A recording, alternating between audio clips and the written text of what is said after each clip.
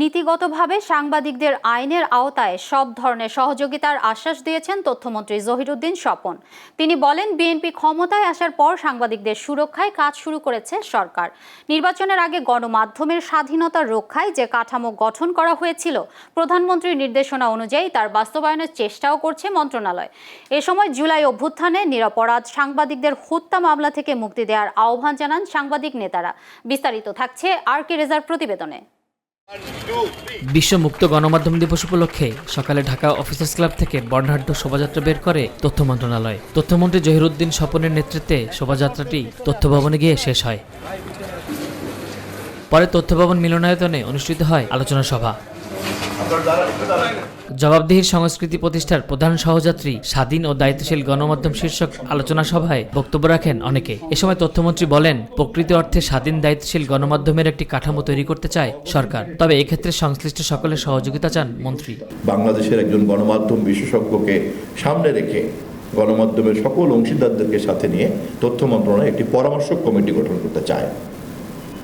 কারণ এটা তাদের সাবজেক্ট, তারা সকলের কাছে গ্রহণযোগ্য একজন গণমাধ্যম বিশেষজ্ঞকে নিয়ে যদি একটা পরামর্শ কমিটি আমরা করতে পারি, তথ্য মন্ত্রণালয় তার পরামর্শের ভিত্তিতে কাজ করতে করতে আমরা একটা গণমাধ্যম কমিশন গঠন করব।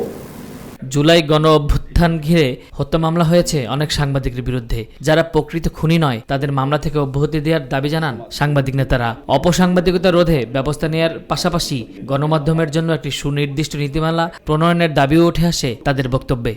No wage board, no media. Wage board দিবেন না, মিডিয়া চলতে দেওয়া হবে না। ব্যাংকের ছাতার মতো আছে, পত্রিকা গুছিয়ে গেছে। আপনি দেখেন হাঁটতে এত সাংবাদিক, মানুষের চেয়ে সে পাবলিকের যে সাংবাদিক বেশি হয়ে গেছে। এরা কি প্রকৃত সাংবাদিক? এইসব ভুয়া সাংবাদিককে আজকে দেশ ভরে গেছে। সাংবাদিকের প্রকৃত সাংবাদিক একটা তালিকা তৈরি করা উচিত।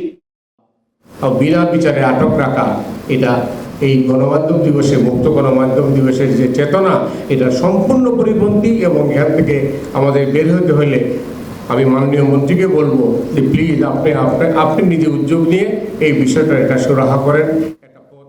অপসাংবাদিকতা রোধের পাশাপাশি গণমাধ্যমের জন্য নিরাপদ পরিবেশ নিশ্চিতে কেবল আইন প্রণয়ন নয়, তার বাস্তবায়নের কথাও বলেন প্রেস কাউন্সিল চেয়ারম্যান। সাংবাদিক পেশায় নিয়োজিত ব্যক্তিবর্গের কোনো নিবন্ধন ও তালিকাভুক্তির জন্য এখন পর্যন্ত কোনো কিছু হয়নি, এবং শুধু তাই নয়, তাদের ন্যূনতম শিক্ষাগত যোগ্যতা এখন পর্যন্ত নির্ধারিত হয়নি।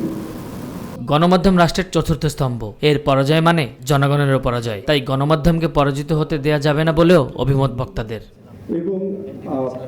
R K Reza, channel S. সেক্ষেত্রে সরকার কি সিদ্ধান্ত